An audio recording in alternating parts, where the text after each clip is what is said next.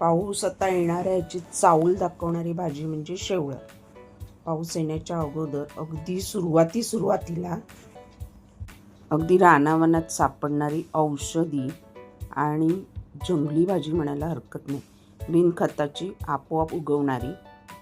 शोधायला थोडी मेहनत असते कारण ती मातीच्या कलरचीच दिसते, उगवलेल्या दांड्या अशा.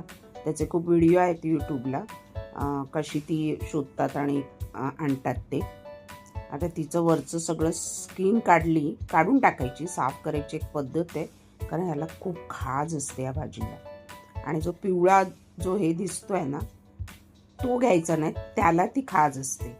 आणि त्याच्यावरती जो दुसरा ऑफ व्हाईट कलरचा भाग आहे ना तो घ्यायचा, पण तो पिवळा काढताना थोडासा जास्त काढायचा, कारण त्याला खूप खाज असते. आणि ह्याच्यावरची जी पानं असतात ना, पाकळ्या, त्या नाही घ्यायच्या.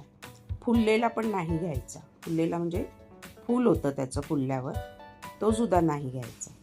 आणि त्याला स्वच्छ पहिलं धुवून नंतर त्याच्या पाकळ्या काढायचा, नंतर तो पिवळा भाग काढून टाकायचा. ऑरेंज भाग, ऑरेंज पिवळा असा वेगळे वेगळे कलर असतात बऱ्याचदा, पण ऑरेंज आणि पिवळा हे दोनच कलर असतात.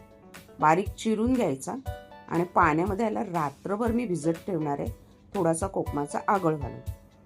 मटणासारखी सेम टू सेम चवीला अप्रतिम भाजी लागते.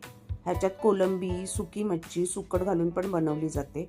आज आपण प्लेन साधी भाजी बनवतोय, भाजकं वाटप घालून मालवणी पद्धतीने.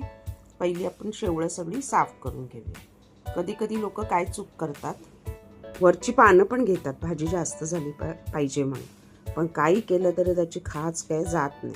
मी ती चूक करून बघितलेलं आहे, म्हणजे तो प्रयोग करून बघितलेला आहे, आणि त्यानंतर आता मी परफेक्ट कशी करायची ती शिकली. असे सगळे साफ करून घेऊया.